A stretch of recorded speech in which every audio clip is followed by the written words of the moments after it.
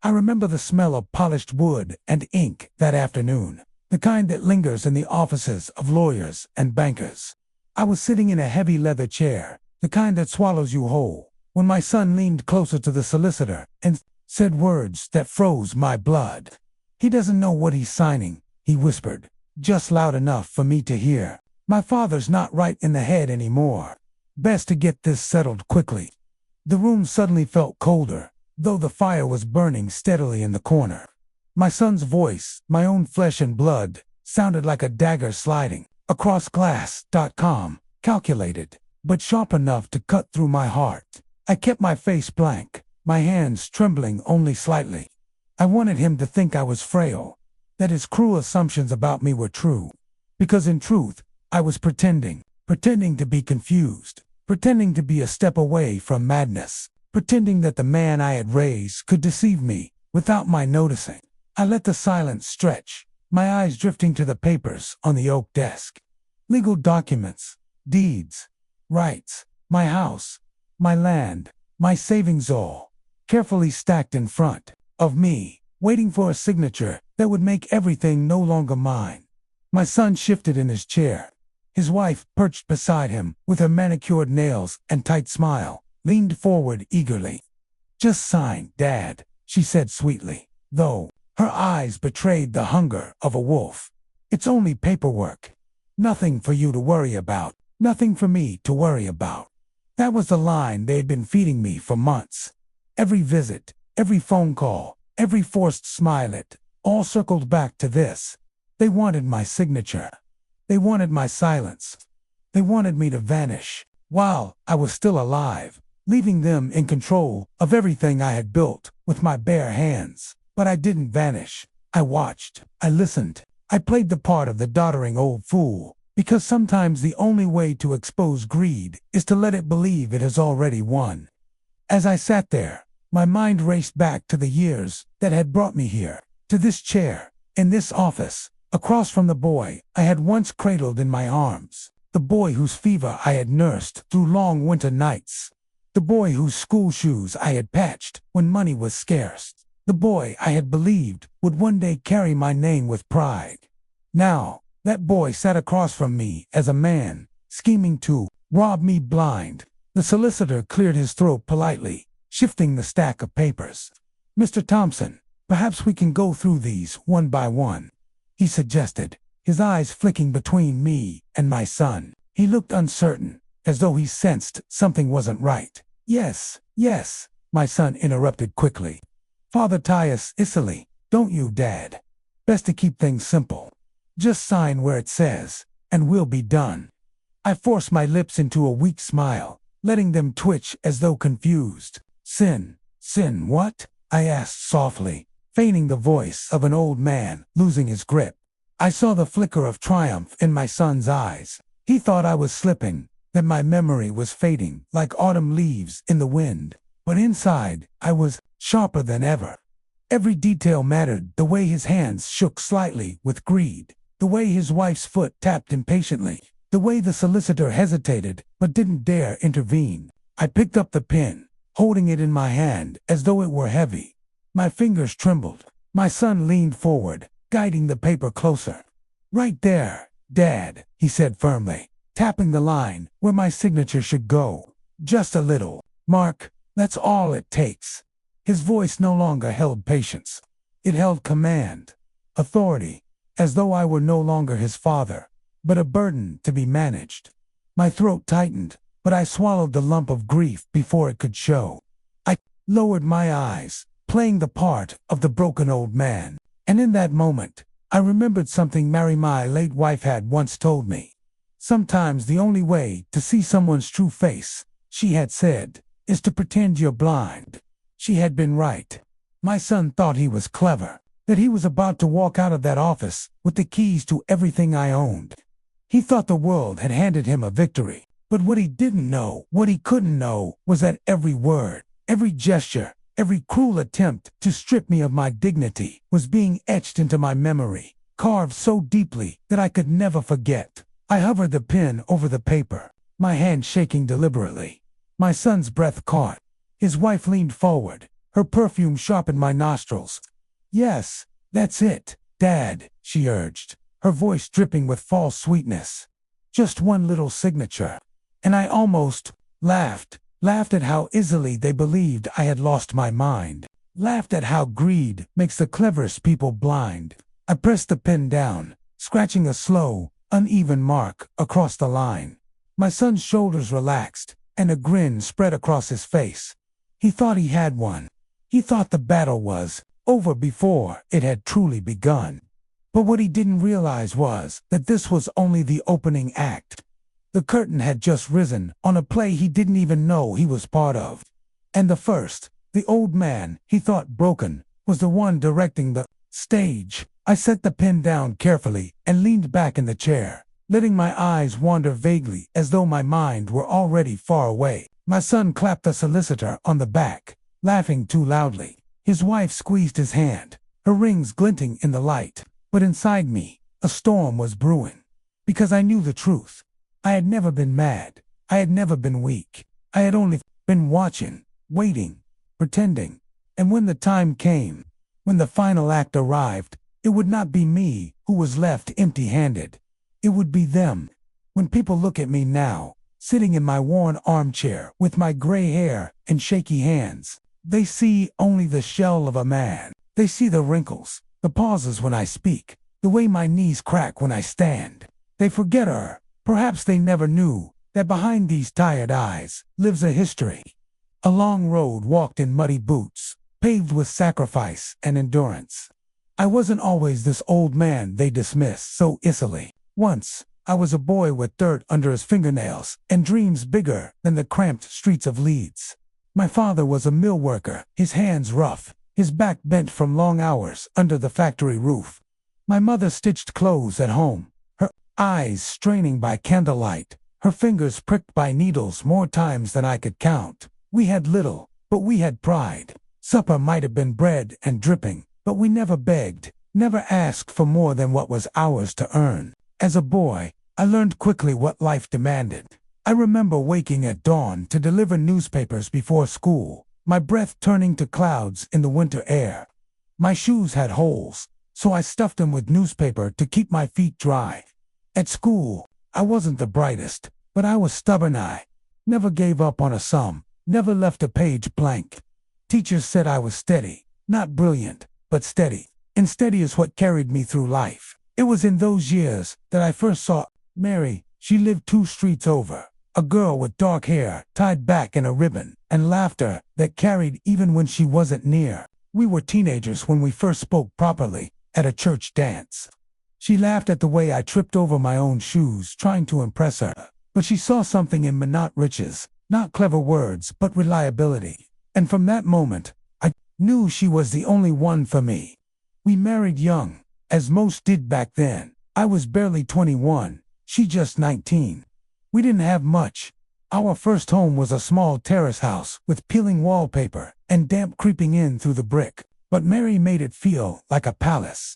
She had a way of turning the simplest supper into a feast, of making laughter out of nothing. When our first child was born, my son, the very same who now schemes against my thought, I had reached the peak of life's blessings. I remember holding him for the first time, tiny and red-faced, and thinking, I will give you everything I never had. That was my promise to him. A vow carved deeper in my heart than any words spoken aloud. To keep that vow, I worked harder than I thought possible. I took shifts at the mill, then extra hours at the docks when they would have me.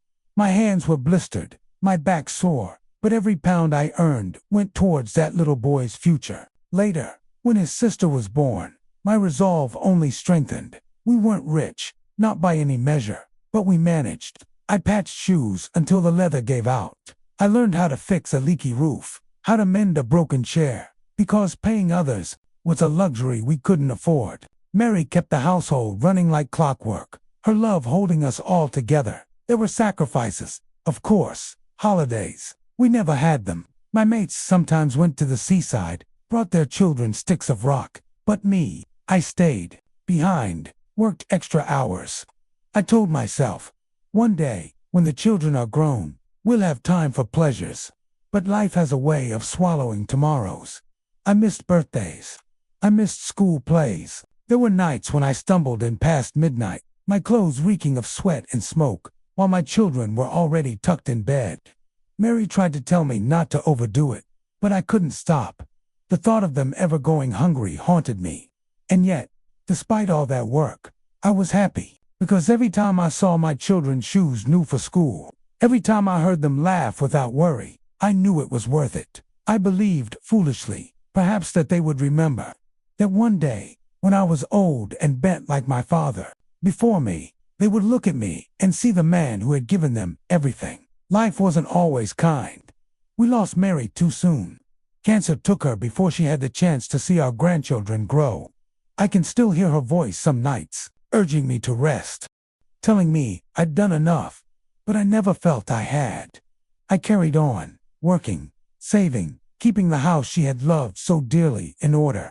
Every nail, every picture frame, every plant in the garden, each one held a piece of her. After her passing, I poured all of myself into the children.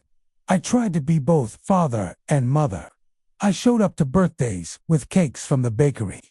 I gave advice when asked, money when needed. I watched as my son built his own family, married a woman who seemed kind enough at first. I gave them support, financial, emotional, practical. Whenever they asked, I was there. But slowly, things changed.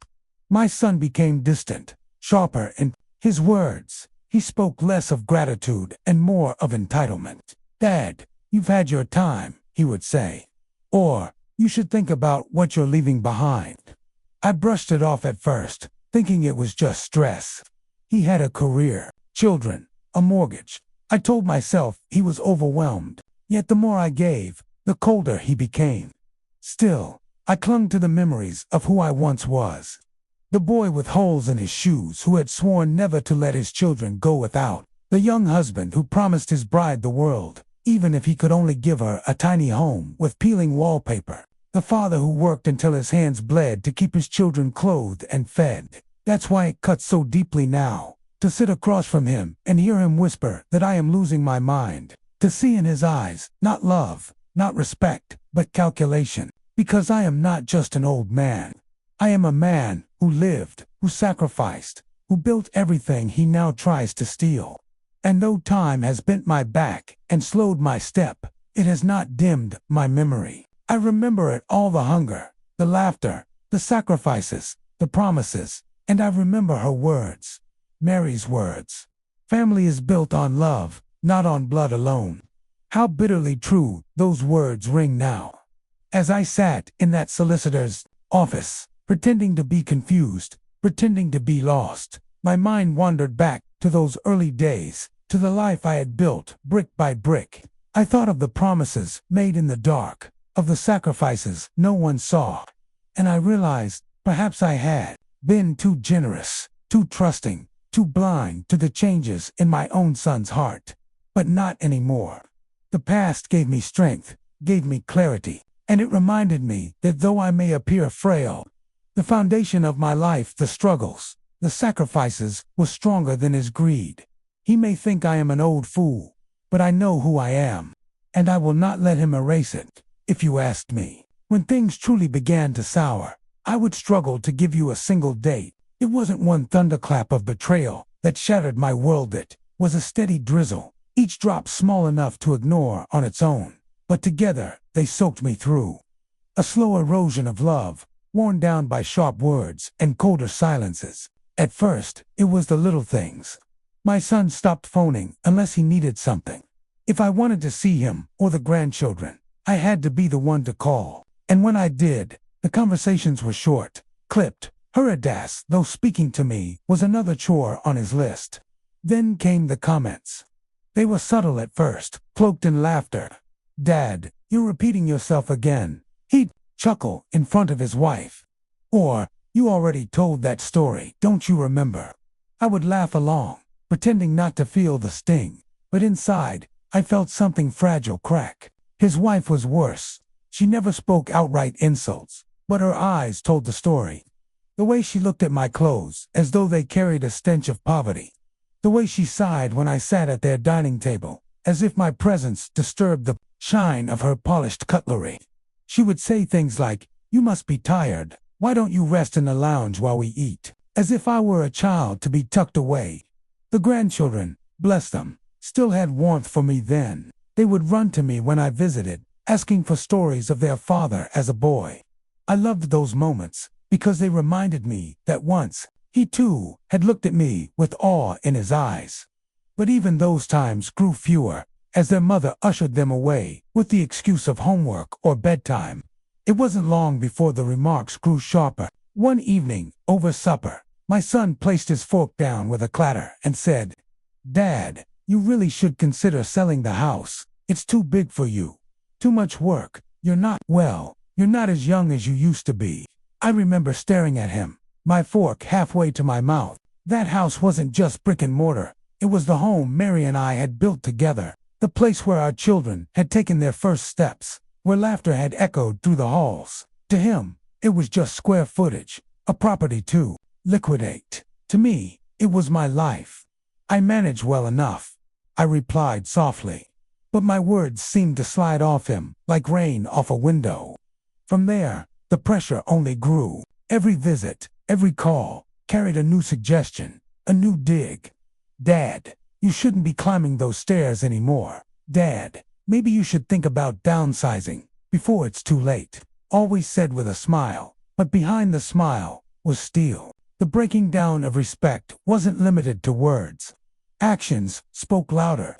I noticed my invitations to family gatherings dwindled. Christmas one year was too hectic. Easter was just for the kids this time. Birthdays passed without so much as a knock at the door. I began to feel like a ghost haunting my own family. And when I did visit, I was made to feel unwelcome. I recall one evening when I turned up with a tin of biscuits for the children. My daughter-in-law opened the door, her face frozen in a polite smile that didn't reach her eyes. "Oh, you didn't call first," she said, her tone carrying the weight of reproach. Inside, I was placed in the far corner of the sitting room while conversations swirled around me. I offered to help with dishes, was told to just sit. I tried to join discussions, only to be spoken over or ignored. It was as though I was invisible until, of course, the topic of my will came up. Ah yes, the will.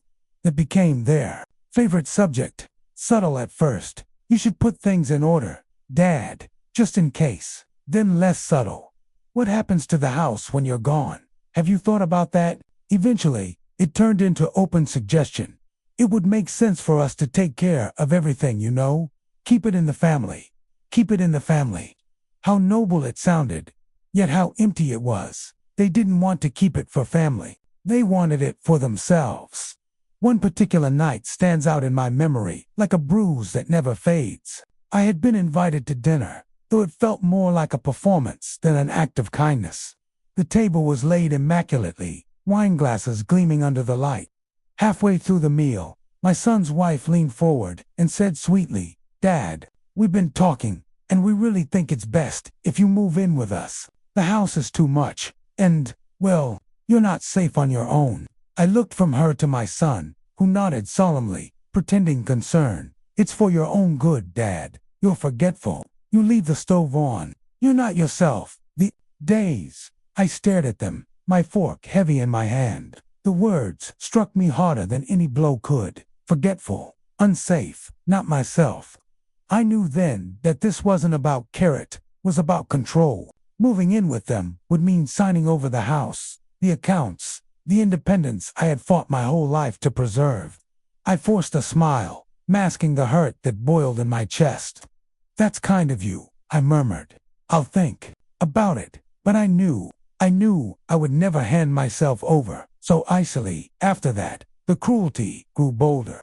They began questioning me in front of others. "Dad gets confused easily these days," my son would say at gatherings. "He's not quite all there anymore."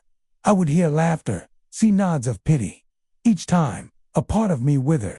Not because I doubted myself, but because I realized the people I loved most were trying to paint me as less than I was. The final straw came when I overheard them one evening. I had arrived early at their house and stood by the door, unnoticed. Inside, I heard my son's wife hiss, "He's not going to last forever. If we don't act now, someone else will get their hands on it." And my son, my boy, my flesh and blood replied coldly, "Leave it to me. He trusts me. He's slipping already. We'll get everything." I remember leaning against a doorframe, my chest tight, my vision blurring. For a moment, I wanted to burst in, to shout, to demand answers. But instead, I stood in silence, letting the words carve themselves into me like scars. That was the night I made my decision. If they wanted to see me as weak, as mad, as senile, then I would give them exactly what they wanted. I would pretend. I would stumble over words, forget details, act confused. I would feed their illusion until their greed blinded them completely. Because if my son thought he could strip me of dignity and take everything I had worked for, then he had forgotten who I was. I was the boy who had patched his shoes with newspaper, the man who had worked until his hands bled, the husband who had held his wife's hand through sickness and health. I was not weak, I was not mad, but I would let them believe it. And when the moment came, when their greed had led them to the edge, I would be ready. They thought they were building a trap for me, but all along, they were walking into mine. Every man has a threshold, a line he can endure up to, but not beyond. For years, I told myself I hadn't reached mine yet, that the cruel words, the cold looks, the dismissals and humiliations were wounds I could bear in silence. I convinced myself that if I was patient, if I swallowed my pride, my son would remember who I was to him. He would remember the father who carried him on his shoulders, the man who built his life with sacrifices unseen. But one night, that fragile rope finally snapped. It was winter, the kind of bitter cold that seeps through the windows, no matter how many blankets you stack on the bed. My house creaked under the weight of frost, the pipes groaning as if even they had grown tired of holding on. My son had insisted I come stay with them for a while. Against my better judgment, I agreed. I told myself it might ease the tension, that perhaps he truly wanted to keep me close. But in my heart, I knew it was another step in his plan to tighten control. The first few days were tolerable. I stayed quiet, kept to myself, tried not to disturb their rhythm. But cracks appeared quickly. At supper, I was served last, and often with smaller portions. When I asked for more potatoes one evening, my daughter-in-law's lips tightened as she said, "We've got to be don't stretch the way they used to." I looked at her plate, heaped full, and swallowed my words with a lump in my throat. During the day, they spoke over me, about me, as if I were not in the room. "He forgets things," she would whisper. "He repeats himself." Sometimes, she didn't bother to whisper. And then came the night it happened, the moment my heart split in two. I had just finished watching the news in the sitting room when my son entered, his face expressionless. He stood over me, hands in his pockets, and said, "Dad, you can't stay in the guest room anymore. We need it for other things. From now on, you'll sleep in the garage." For a moment, I thought I had misheard. Surely, he didn't mean it, the garage, the drafty, cluttered space where tools rusted and boxes collected dust. I looked at him, waiting for a smirk, a wink, some sign that this was a cruel joke. But his face remained hard as stone. "Your bed's been moved already," he continued. "There's a space cleared for you. It'll be fine. It's just temporary." Temporary, a word that cut deeper than he knew. Temporary was the life Mary and I had built in our first small house. Temporary was the patched shoes, the leaky roofs, the hunger we endured. Temporary was every hardship I had overcome to give him the life he now enjoyed. And now, temporary was the word he used to push me into the cold. I opened my mouth, but no words came. My chest tightened, my vision blurred. I wanted to scream, to remind him of every sacrifice, to demand an ounce of respect. But my throat betrayed me. All that escaped was a whisper. "The garage, yes," he said simply, as if it were no more significant than telling me the time of day. His wife appeared behind him, arms folded, nodding in agreement. "It's better this way," she added. "You won't be underfoot. We'll all have more space underfoot." That was what I had become in their eyes. a nuisance, a burden, a piece of furniture cluttering their clean, modern lives. That night, I carried my blanket down the narrow stairs and through the back door, my legs trembling with every step. The garage smelled of oil and damp wood. My bed, a narrow cot, was pushed against the wall between a stack of paint cans and a broken lawnmower. A single bulb hung from the ceiling, casting a harsh, yellow light that made the shadows seem alive. I sat on the cot, the blanket rough beneath my hands, and for the first time in many years, I wept, silently, so they wouldn't hear. Silent tears for Mary, who wasn't there to hold me, for the children I had loved with every ounce of my being, for the dignity that had been stripped from me, piece by piece, until nothing remained. I lay down, pulling the blanket to my chin, but the cold crept in anyway. My bones ached, my breath fogged in the air. I thought of the house I had built, the bed Mary and I once shared, the laughter of my children echoing in its halls. And now, here I was, exiled to a garage like a stray dog. That was my breaking point. But here's the thing about breaking points. They don't just destroy you, they also forge you. As I lay there, shivering, something inside me hardened. A new resolve took root, stronger than grief, sharper than pain. If my son wanted to see me as broken, I would let him. If he wanted to believe I was weak, senile, lost, I would play the role with perfection. Because while he thought he was pushing me down, I was already planning how to rise.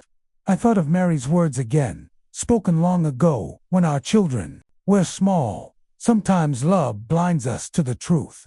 But when your eyes finally open, don't waste a chance to act. My eyes were open now, wide open. From that night forward, every cruel word, every dismissive glance, every humiliation, they didn't wound me anymore.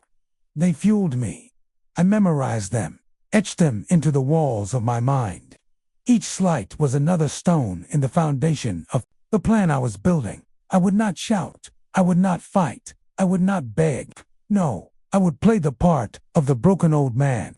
And while they believed I was fading, I would be sharpening my mind, preparing for the day when the truth would turn on them like a blade. Because though they thought they had pushed me into darkness, they had forgotten one thing. Darkness is where eyes adjust, where vision becomes sharper, and I could see more clearly than ever.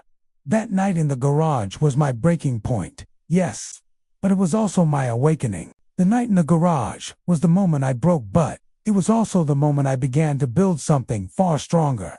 My son thought he had stripped me of dignity, forced me into silence, and cornered me like a wounded animal. What he didn't know was that I had already laid the groundwork for my revenge, not revenge in the sense of cruelty, but in the sense of truth, of justice, of reclaiming the life and legacy I had worked for. Months before, I had begun to suspect his intentions, the constant questions about my will, the pressure to move in with him, the whispers about my forgetfulness. They weren't coincidences. They were part of a plan.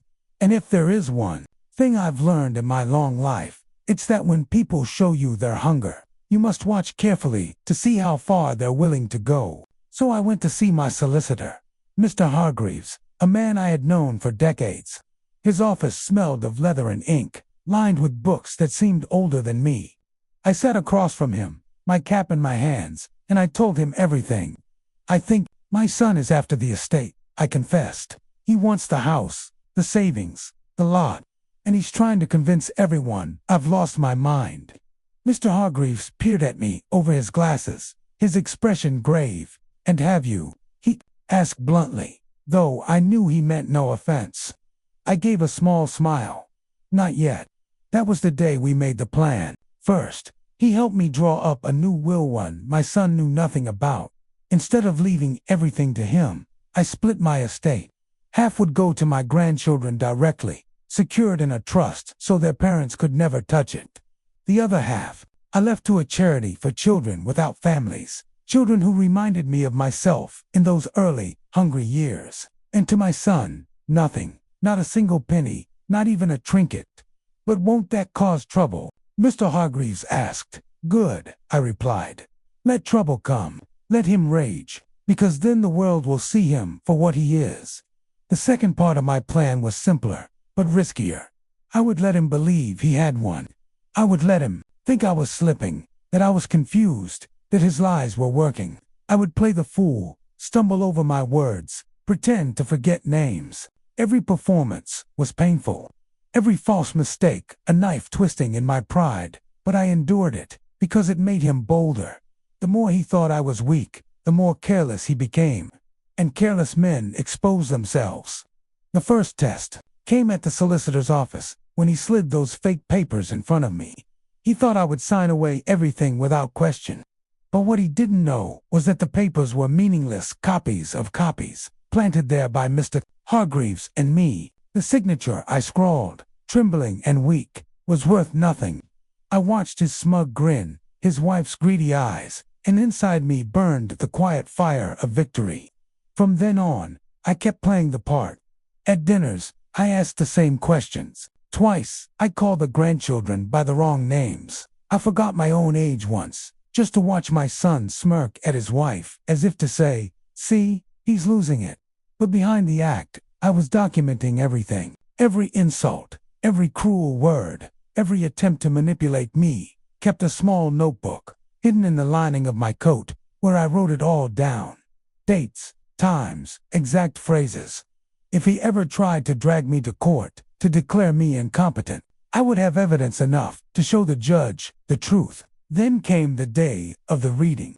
Mary had been gone for years, but I still felt her beside me as I walked into Mr. Hargreaves's office for the last time. My son and his wife were already there, sitting tall, their expressions barely concealing anticipation. They thought this was the day everything became theirs. My son leaned toward me, his voice low. "Don't worry, Dad. I'll take care of everything." I smiled faintly, my face the mask of a tired, broken old man. But inside, I was steady, stronger than ever. Mr. Hargreaves began to read the will. My son's smirk grew with every sentence until it didn't. When the solicitor announced that the estate was to be divided between the grandchildren and Charity, with nothing left for him, the color drained from his face. His wife's mouth fell open, her manicured nails gripping the edge of her chair. "What?" my son barked. "That can't be right. Read it again." Mr. Hargreaves adjusted his glasses. "It's quite clear. Your father has left instructions. The grandchildren's trust is untouchable, and the remainder goes to Charity." My son turned on me, his face red with fury. "You don't know what you're doing. They tricked you. You've lost your mind." For a moment, the room was silent. And then, for the first time in months, I dropped the act. I sat up straight, my voice steady, my eyes clear. "No," I said firmly. "I've never seen more clearly in my life." The look on his face, I'll carry it with me to my grave. Shock, confusion, realization. He finally understood that, all along, I had been pretending, that the fool he thought he was tricking had been watching, planning, waiting. "You thought I was weak," I continued, my voice rising with strength I hadn't felt in years. "You thought you could strip me of everything, treat me like a burden, and I'd just hand it all over. But you forgot who raised you. You forgot who worked every hour God sent so you could grow up with shoes on your feet and food on your plate. You forgot me, your own father. And now you'll remember." His wife tried to speak, but her words fell flat. The solicitor closed a folder with finality. In that moment, justice was done. It wasn't about the money. It was never about the money. It was about dignity, about making sure that when I left this world, my legacy went to love, not greed, to children who still saw me as a grandfather, not a wallet, to strangers who needed a chance at life, just as I once did. As my son sat there, stunned and silent, I thought of Mary. I imagined her standing in the corner of that office, smiling softly, her eyes proud. And for the first time in years, I felt peace. They had tried to break me, but in the end, it was their greed that broke them. When I walked out of that office on the day the will was read, I felt lighter than I had in years. The air outside was sharp and cool, the streets of Leeds bustling with the usual noise of traffic, footsteps, and voices. But inside me, there was a silence not of emptiness, but of peace. For months, perhaps even years, I had carried the weight of betrayal. My own son, the boy I once carried on my shoulders, the boy whose scraped knees I patched and whose tears I wiped away, had turned against me. He had seen me not as a father, but as an obstacle, standing between him and the life of comfort he wanted without earning it. And yet, in that single moment of truth, when I revealed my clarity, it was as though I had freed myself from chains I had never deserved to wear. People often ask, what hurts more, the betrayal itself, or the realization that the person betraying you never truly valued you? For me, the answer is both. The betrayal cut deep, but the indifference, the coldness in my son's eyes when he thought I was losing my mind, that was the wound that never fully healed. But here's the thing, pain doesn't have to be the end of the story. Sometimes pain becomes the teacher. I learned that blood is not always synonymous with love. Love is an action, a choice, a daily practice. My grandchildren, for instance, would sit with me on the porch, listening to my stories, laughing at my old-fashioned jokes. They didn't see me as a burden. They saw me as their grandfather. They loved me not for what I had, but for who I was. That's why I left everything to them and to children who, like me, once upon a time, grew up with little more than hope, because love deserves to be nurtured, while greed deserves to be starved. I think back often to Mary. She used to tell me, Elaine, one day you'll see life will test you in ways you can't imagine, and in those moments, you'll find out who truly loves you. She was right. She always was. When she passed, I thought I had lost my anchor. But perhaps her wisdom anchored me even from beyond the grave. In that office, when I stood tall and faced my son, it was her voice I heard in my heart. She gave me the strength to resist becoming bitter, to choose dignity over revenge, and to give my legacy to love instead of letting greed consume it. Many might think I should hate my son now, that I should spit his name from my lips and curse the day he betrayed me. But hate is heavy. Hate poisons the one who carries it more than the one it's aimed at. So I don't hate him. I pity him. He has wealth enough in his hands already, youth, health, opportunities. And yet, he let greed blind him. He traded love for money and ended up with neither. That is a punishment greater than anything I could have orchestrated. You see, justice doesn't always come in the form of punishment. Sometimes justice is simply the mirror being held up, forcing a person to see who they really are. And on that day, in that office, my son saw himself clearly. The shame in his eyes told me everything. As for me, I walked away free. Free from the fear of being robbed of everything I had built. Free from the constant doubt of whether I was losing my mind. Free from the prison of his manipulation. And most importantly, free to live the remainder of my days with peace. Do I wish things had been different? Of course. What father wouldn't want to leave behind not just money, but love, unity, and warmth? But we don't get to choose how others treat us. We only get to choose how we respond. And I chose dignity. I chose to protect the innocent, the grandchildren who still loved me, the children in need who will never know my name, but will one day benefit from my sacrifice. That, to me, is family. Sometimes blood betrays you, but love finds you in the most unexpected places. Family is not always who shares your name, but who shares your heart. As I sit here now, an old man with more memories behind me than years ahead, I can say with certainty that I am at peace with my choices. I learned that strength isn't about fists or shouting, it's about patience, about enduring insult after insult until the time comes to reveal the truth. Strength is quiet, steady, unshakable. I learned that forgiveness is not about excusing cruelty. It's about refusing to let cruelty define you. I forgive my son not because he asked for it, not because he deserves it, but because I deserve peace. And finally, I learned that life has a strange way of balancing itself. I may have pretended to be crazy, but in the end, the one truly blind was him. So if you take anything from my story, let it be this. Never let greed silence you. Never let betrayal convince you that you are worthless. And never let age make you believe you are powerless. Even in my weakest moment, an old man sent to sleep in a garage found the strength to protect my dignity.